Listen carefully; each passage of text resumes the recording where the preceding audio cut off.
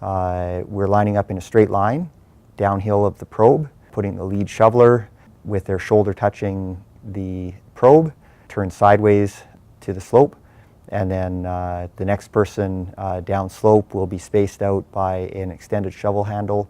So you're moving snow from your area of responsibility, about a 1 meter cross section. You're trying to shovel down as much as you can. Initially you're shoveling down, everybody is in their area, with moving the snow to the side. And once you get down about a shovel blade deep, then you're moving snow from your area of responsibility backwards only as far as the next person, and it becomes a kind of a bucket brigade or a conveyor belt of snow. So we get a nice ramp effect that's coming down the probe. So the bulk of the shoveling down is happening near the front, and as you get towards the back of your ramp, it tapers into a nice low-grade angle for extricating your subject once you get to them. You are going to get tired quite quickly. The first scenario is that you have about the right number of shovelers, or possibly not quite enough shovelers for the burial depth that you're dealing with and the slope that you're on. And so in that case, you've lined up, you start shoveling. The first person or the second person can call the rotation. When a rotation is called, you call rotate or switch, and now the first person is going to move out to the back of the shoveling line, and the second person in line is going to move into the first position and keep digging down the probe. And so you'll carry on with those rotations until you get additional shoveling resources hopefully showing up. The second strike team rotation method is if you have an additional shoveler, they can actually get a rest and become a shovel master, and they'll rest for a rotation cycle. So the shovel master will stand there with a shovel in hand. After 2 to 3 minutes, they will call a switch, a rotation, and they will move to the front position, and everybody will move backwards. So the lead shoveler now moves back to position 2. The last shoveler will come up and become the shovel master. And the shovel master has inserted themselves at the front of the shoveling line.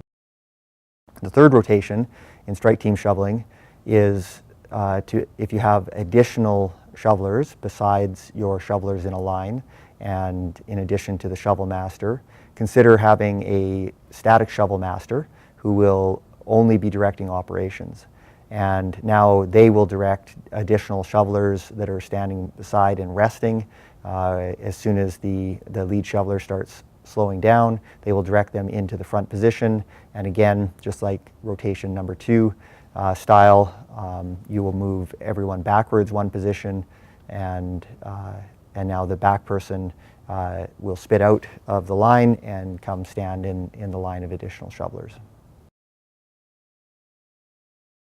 So for calculating the number of shovelers that is optimal, the basic math is if you're on a slope that's steeper than about 25 degrees, the length of your snow conveyor corridor should be about equal to the burial depth.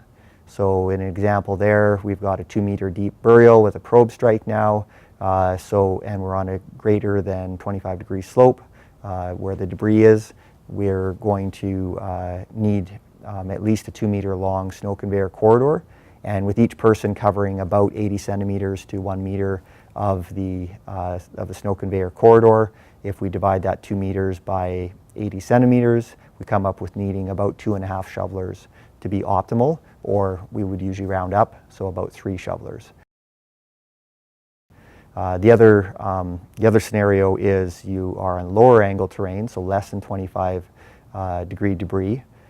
And in that case, the ramp angle, in order for it not to be too steep when you dig down, it needs to be longer. The snow conveyor corridor needs to be longer.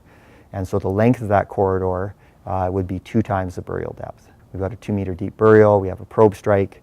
Now we determine being on lower angle debris, less than 25 degrees, we're going to need a 4 meter long snow conveyor corridor, and therefore dividing that by 80 centimeters, we end up with about 5 shovelers being optimal.